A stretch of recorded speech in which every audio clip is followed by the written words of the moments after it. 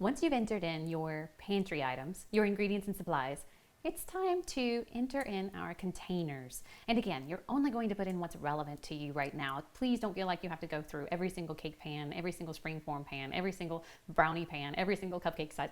Put in what's relevant right now. And you'll also notice that I loaded some of the most common pan sizes into your containers for you. Again, so you have the ability to start playing right away. The search menu for containers is hanging out over here on the far side. Again, those 3 bars, click on that. And let's look at cookies real quick, because I love looking at different things. So a container is not necessarily just a container. It's more of a size measurement. So if I'm rolling out cookies and I'm cutting decorated cookies that are 4 inches by 4 inches roughly, then I'm going to call my container a cookie that's 4 inches by 4 inches.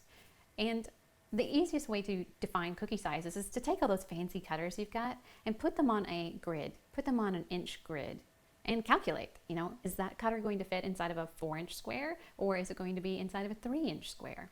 And that's how you determine your cookie sizes by cutter and the container sizes that correlate with them. So looking at the cookie sizes, I've entered in a few different cookie sizes for you. They're ready to go. And you'll see some duplicates, and that's because I was playing around with inches and stuff. I ended up changing them all to just cookie size. You can also look at pan sizes. Let's see here. Let's type in, I think I have them in as cake pans. Yeah, so you can see my cake pans there, cake pan round, 6-inch, cake pan round, 8 inches. I also put the depth of it. You're going to do the same thing as a container for your icings to cover a cake.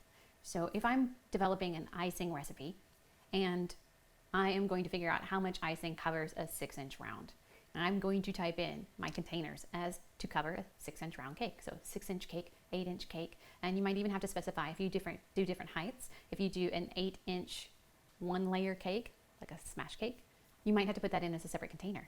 Or if you do an 8-inch 2-layer cake, now it's 4.5 inches tall, a different container. So you're going to put in containers thinking in terms of what it takes to fill it or what it takes to cover it.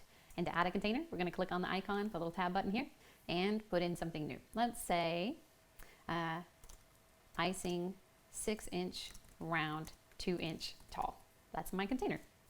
And now when I open up my orders, once I've created my recipes, I can tell my order that I need enough icing to cover a 6-inch smash cake, which happens to be a 6-inch by 2-inch tall tier. And the order will say, oh, you just need enough icing for a 6-inch round, 2 inches tall smash cake? Sure. Here's how much it costs. And then it populates those ingredients over into my shopping list, and my planner, and my batch maker. Really cool stuff here. That's how you create containers. Be careful with duplicate names. Be sure each container has its own name, its own identifier, just so there's no confusion later on when you pull them into recipes. You could be making containers for cakes. You can make containers for cookies. If you make popcorn, maybe it's a half-pound bag, full-pound bag. One thing to note, I also added a container called one full batch. If you have zero interest in the order side and you're just making batches of things, you'll have a recipe that's one whole batch or one complete batch. So you can use the containers in a number of different ways to suit your needs depending on what your business model is, and I hope you enjoy working with Chef Equation. Next up, we're going to talk about recipes.